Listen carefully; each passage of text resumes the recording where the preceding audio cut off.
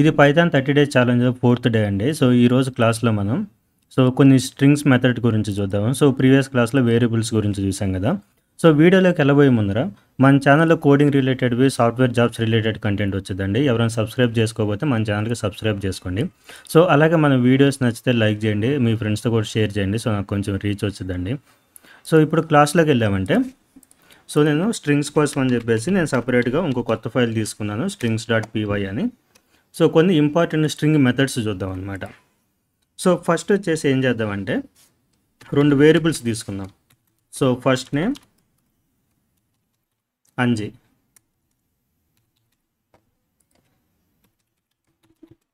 Last name Reddy.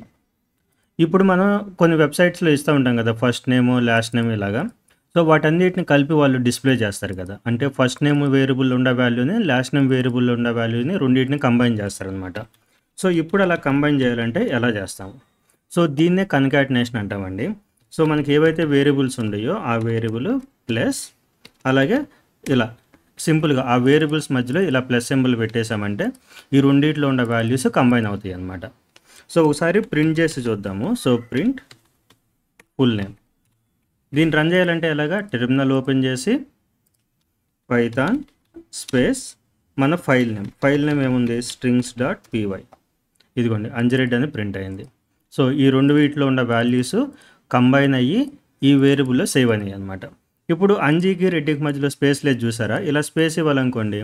Space అంటే ఏంటి? జనరల్గా ఇలా డబుల్ కోట్స్ ఇచ్చేసామంటే ఇది కూడా ఒక క్యారెక్టర్ అనమాట. మనకి ఆల్ఫాబెట్స్ కావచ్చు, నెంబర్స్ కావచ్చు, స్పెషల్ క్యారెక్టర్స్ కావచ్చు, ఏవైనా సరే మనకి స్పేసెస్ కానీ ఏవైనా సరే స్ట్రింగే అనమాట. ఇప్పుడు ఫస్ట్ నేమ్కి లాస్ట్ నేమ్కి మధ్యలో దీన్ని యాడ్ చేయాలి. దీన్ని యాడ్ చేయాలంటే ఏం చేస్తాము? ఫస్ట్ నేమ్ తర్వాత యాడ్ చేయాలి, ప్లస్ ఇచ్చి ఇంతే. తర్వాత మళ్ళీ ఈ స్పేస్ని లాస్ట్ నేమ్తో యాడ్ చేయాలి.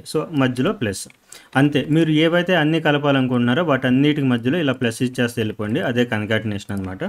ఇప్పుడు ఇంకోసారి రన్ చేస్తాం చూడండి. అంజీ స్పేస్ రెడ్డి. ఈ మూడు కన్కాట్ అయినాయి.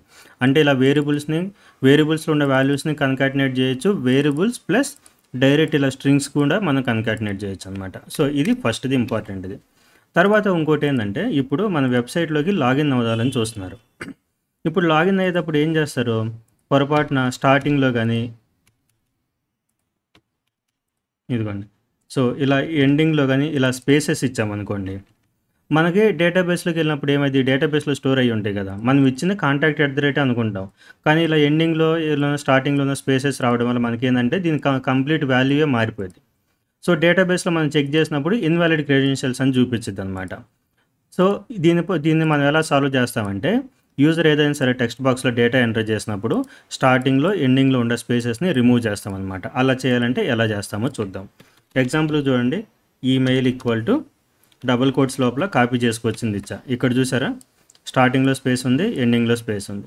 ఆ వాల్యూస్ని మనం రిమూవ్ చేయాలి అని అంటే మన స్ట్రింగ్ వేరియబుల్ డాట్ ఇదిగోండి స్ట్రిప్ అని చెప్పేసి ఒక మెథడ్ ఉండిద్ది అన్నమాట.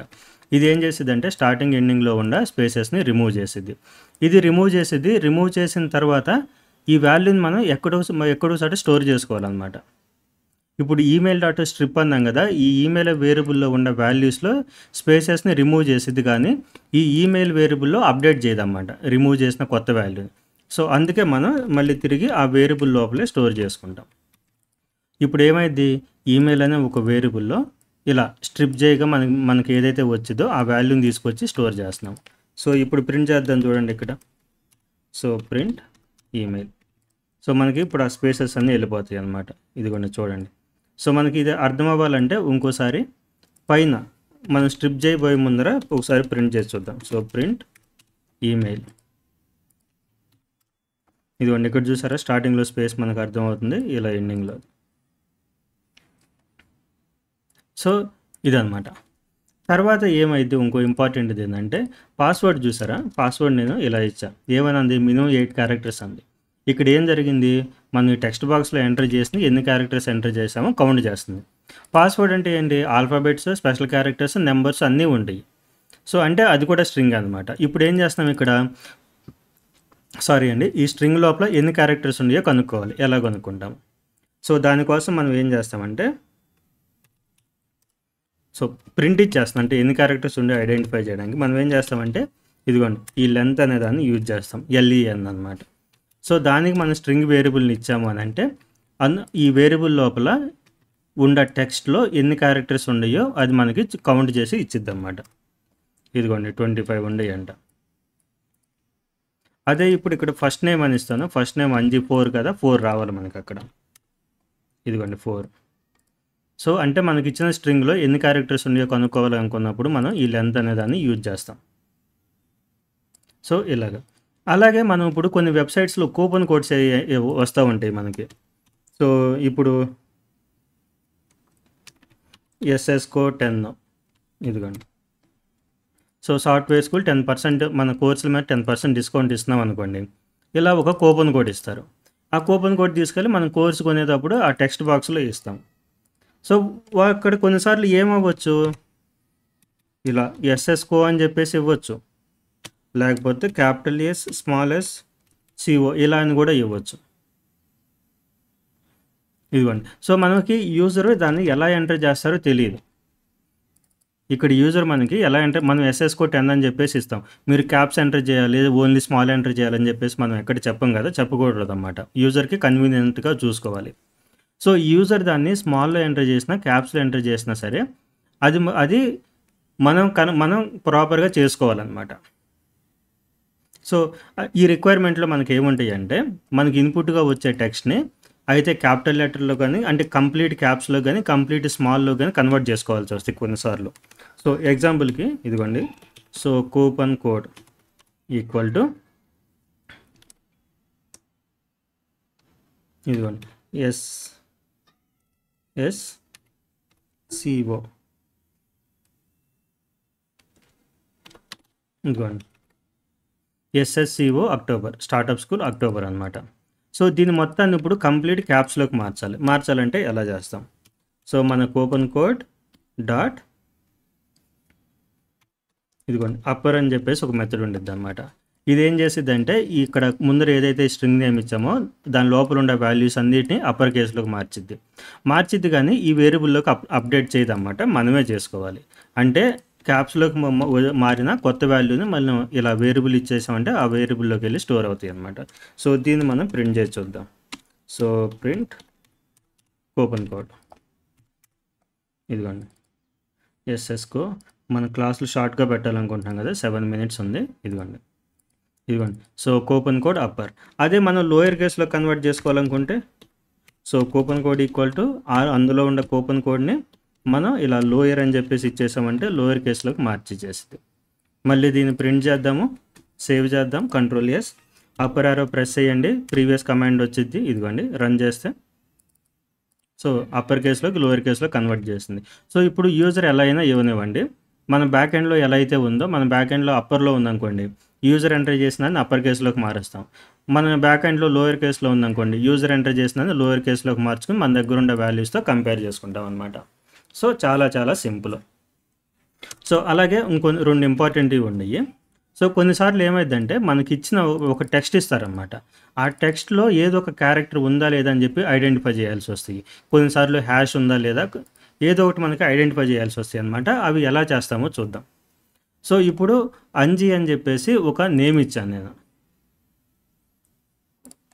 ఇదిగోండి అంజి అని చెప్పి ఫస్ట్ నేమ్ అని చెప్పేసి ఒక అంజి అని ఉంది, అందులో ఏ ఉందా లేదా అని చెప్పేసి అదంతా వేస్ట్ అది. ఇదిగోండి ఈమెయిల్ ఉంది కదా మన దగ్గర, ఈ ఈమెయిల్ లోపల @ ఉందా లేదా అని చెప్పి ఐడెంటిఫై చేయాలి. ఎలా చేస్తామో చూద్దాం.